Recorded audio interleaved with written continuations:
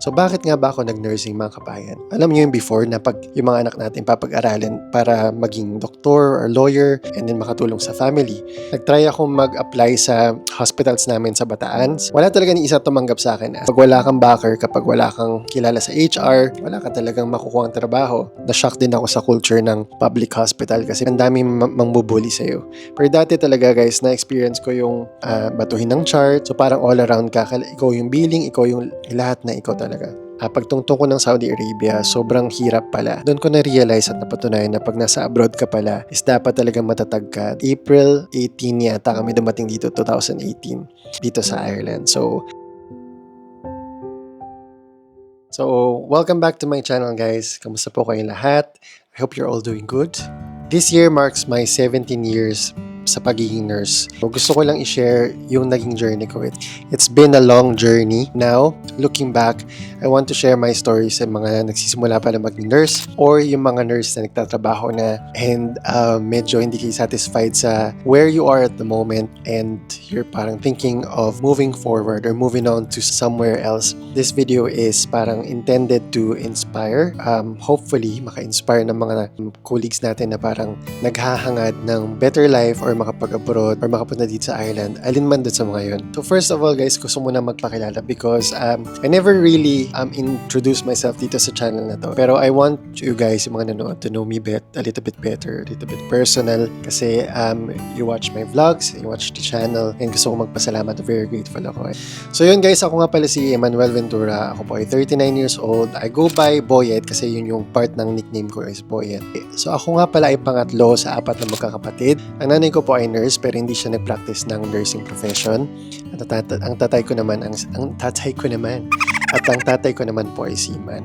Lumaki po ako sa Bataan at nag-aral po ako ng nursing sa Bataan. So bakit nga ba ako nag-nursing mga kabayan? Alam niyo nung bata ako, mahilig lang talaga ako kumanta. Wala akong pangarap na maging doktor, abogado, or anything. Parang after nung high school, gusto ko talagang mag-take up ng music, ng pagkanta. Gusto kong umawit. Pero bilang hindi kami lumaki sa affluent na family or mayamang pamilya, meron din nagsabi sa akin na wala akong pera sa pag-aaral ng music. So, sige, hindi ako na-encourage kumbaga na sige mag-take ka ng music kung ano yung talent mo. I-hone natin. Walang ganun kasi coming from a family of na hindi naman well off, so mahirap talaga na alam niyo yung before na pag yung mga anak natin papag-aralin para maging doktor or lawyer to become financially better sa buhay and then makatulong sa family. Ang second choice ko naman ay gusto ko maging broadcaster, gusto ko maging reporter. Meron din nagsabi sa akin na parang walang pera dyan, wala kang mapapala dyan, hindi ka aangat sa buhay pag kinuha mo yung kurso na yan. So yun, dinala ako ng tatay ko sa isang universidad sa Maynila. Pumila kami sa course na civil engineering. 2 years ng pagiging civil engineering dahil working student ako, nagtatrabaho ako sa Jollibee ng gabi, I think from evening to closing mga 2 a.m. and then nag-aaral naman ako sa umaga. Syempre, nahirapan ako. May mga subjects akong bumagsak, ganyan. Hindi po ako naging successful sa pagiging engineering student kasi nga nahirapan akong pagsabayin yung pag-aaral at pagtatrabaho. Bakit po ako napunta sa nursing? Meron po nag-advise sa akin na tito. At tandang-tanda ko pala sinabi niya kasi engineer siya. At ang sabi niya sa akin ay kung gusto mo talagang yumaman ka at makaahon kayo ng pamilya mo sa hirap, ay mag-nursing ka.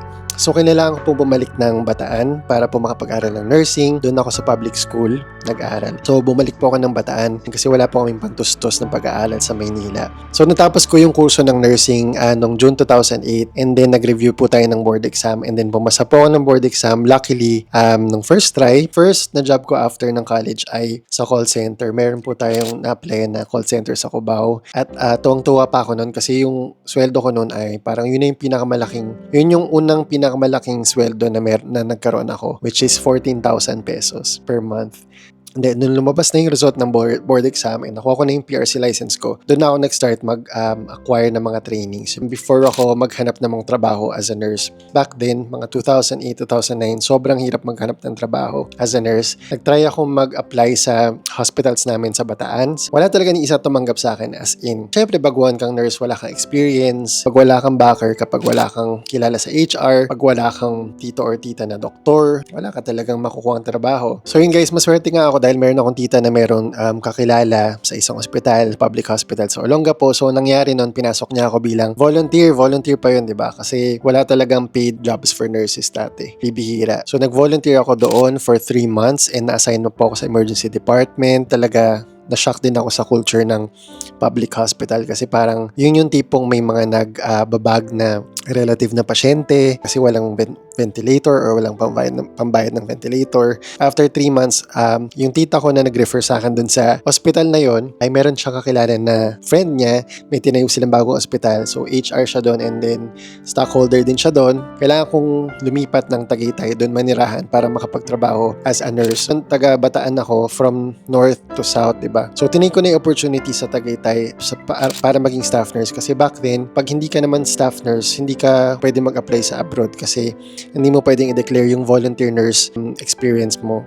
And I worked there for 1 year lang naman kasi tinransfer na tayo sa branch nila sa Olongapo. So, ang hirap maging nurse. Doon ko na-realize na parang sobrang hirap pala maging nurse. Kasi, una sa lahat, kailangan mo magkaroon ng experience pero walang gusto magbigay sa'yo ng experience na babayaran ka. So, kailangan mo, minsan ka lang pa magbayad. Pangalawa, kapag nurse ka and kapag bago ka pa lang na nurse, hindi ka senior or nandun ka pa lang sa entry level, ang daming mangbubuli sa'yo. Yung mga nurses dito sa Europe or dito sa Ireland compared sa mga nurses na encounter ko before sa Philippines and sa Saudi Arabia, sobrang ibang-iba.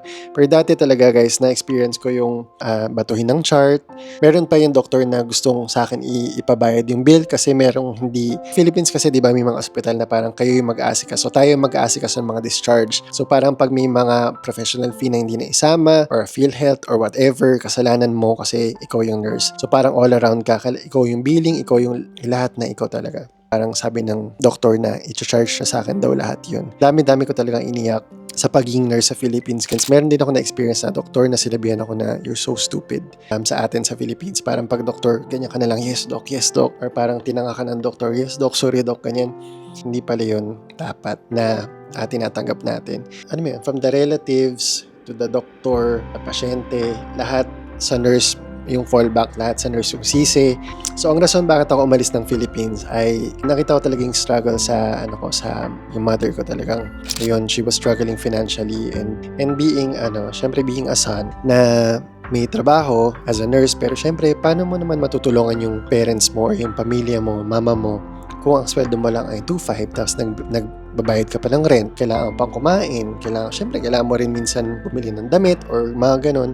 Ang tinatanggap ko lang na sweldo kada kinsenas ay 2,500, minsan 3,000 pesos kada 15 days. After siguro mga 2.5 years na nagkaroon ako na experience. Kasi dati, before ka makaalis ng Pilipinas, kailangan mo magkaroon ng at least 2 years of experience. Pero dapat 3 years of experience. Sa isang tertiary hospital na 150 above yung bed capacity. So parang napaka-imposible talaga ng mga bagay-bagay before, 'di ba? Nagpapasa kami ng mga CV sa Malate. Usually ang hiring lang doon ay parang pa Saudi, pa Middle East or pa Oman. Pero yung pa Oman, medyo strict sila sa requirements nila. So parang 3 years above. So ang option ko lang ay Saudi. Hindi ko naging option yung pa USA kasi first of all wala akong pang NCLEX. Hindi ko naging option yung Australia kasi before, 'di ba, yung parang magiging student ka muna sa Australia and then yung show money daw is mahal. Pa UK, wala akong pang English exam. Wala akong means para makapag-apply dun sa mga lugar na yon, di ba? Ang natira nun ay Saudi Arabia. So yun nga, natanggap ako sa isang agency bound to Saudi Arabia naman yung trabaho as a nurse. And then, ang starting na sweldo na na-offer ay 23,000 pesos. So 23,000 pesos na pwede mong kitain sa Philippines. Pero bakit ko kinuha? Sabi ng lolo ko before, umalis ka na lahat, lumipad ka na anywhere else pero wag lang sa Saudi. Mas malaki yon sa kinikita ko na 8,000 pesos a month, diba? So sabi ko, bakit hindi ko na lang itry? Kasi at least I tried, diba? Parang at least try ko man lang na parang gusto kong umasenso, gusto kong magkaroon ng better life, gusto kong mabigyan yung mama ko ng pera. Anyway, so yun na nga, nakapag-apply na tayo sa Saudi Arabia. Nakapunta na tayo sa Saudi Arabia. Guys, the culture shock na meron ako sa pagtungtong ko ng Saudi. Na-shock talaga ako kasi parang wala ako idea din eh. And ang dami ko ring iniyak doon sa trabaho ko na yun, guys. Bilang, kahit may experience na ako doon na nurse, pagtungtong ko ng Saudi Arabia, sobrang hirap pala. Alam mo yung, first of all, unang trabaho kayo na malayo sa pamilya bukod dun sa Tagaytay. Pero, iba yung hindi ka makakauwi. Iba yung nandun ka pero wala kang choice na makita yung family mo. Kasi wala kang paano ka uuwi? May kontrata ka. Sobrang overwhelming yung trabaho. Yung unang pinaglagayan sa akin dun sa Saudi Arabia is sa male medical surgical ward. After nun, guys, meron nag-offer sa akin na parang baka mas maging okay sa ICU. So, merong doktor na nag-refer sa akin. Anyway, akala ko magiging maayos na yung buhay ko after ko mag-shift sa ICU.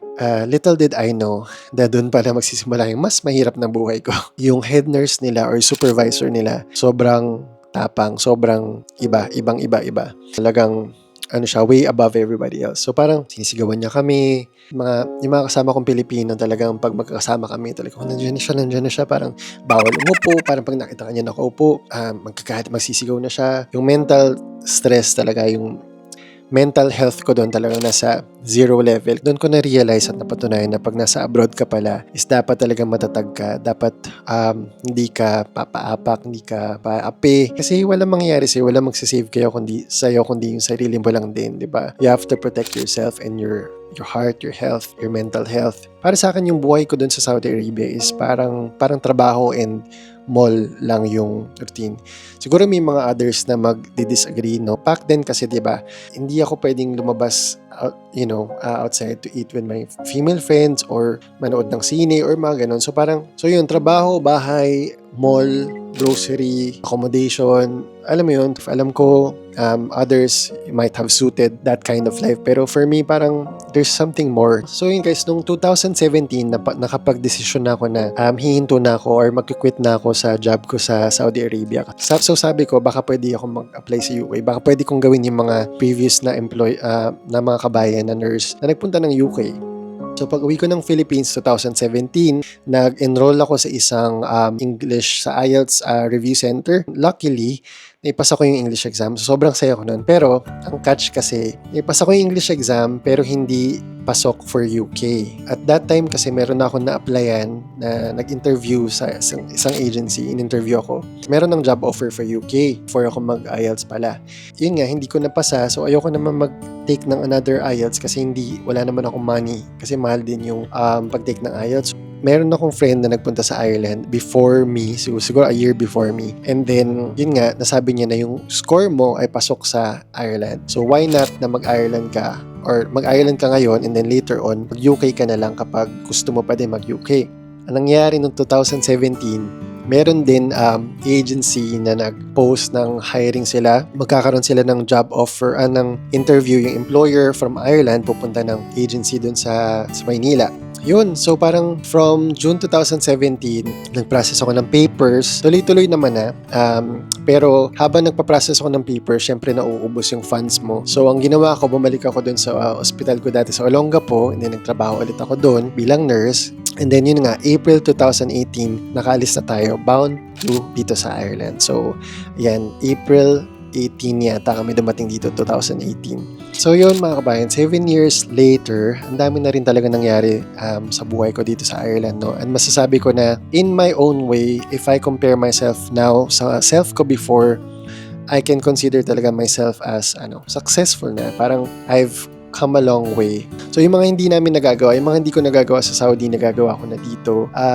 Nakakapag-travel kami sa iba't ibang countries. Parang lumalawak yung horizon mo. Ang dami mong nare-realize na parang the world is so big. Dito sa Ireland ay very, very LGBT friendly, LGBTQ friendly, and equal yung rights nila for LGBTQ. Very accepting sila pagdating sa mga ganon. Kung ano yung mga pangangailangan ng family sa Philippines, diba? Para nakakatulong naman din tayo ng paunti-unti. Gusto ko lang mag-share ng 5 lessons na natutunan ko sa lahat ng mga napagdaanan ko. Don't think of your struggles as failures. Mga pinagdaanan kong struggles before, guys, yun na-realize ko na essential pala siya. Hindi siya roadblocks, kundi it's an essential part of your journey. Consider it as a preparation for your better future. Every hardship builds strength and character. Pangalawa mga kabayan, be willing to step out of your comfort zone. Huwag kayong matatakot na mag-try ng iba. Kung meron kayong sa puso nyo na alam nyo na parang kaya ko pang abutin, kaya ko pang gawin. You want to move away to a new country or to learn a new skill. Gusto nyo mag-YouTube or kung gusto nyo mag-try ng iba't ibang mga klase ng mga bagay. Lagi nyo lang tandaan na true growth happens when you leave your comfort zone.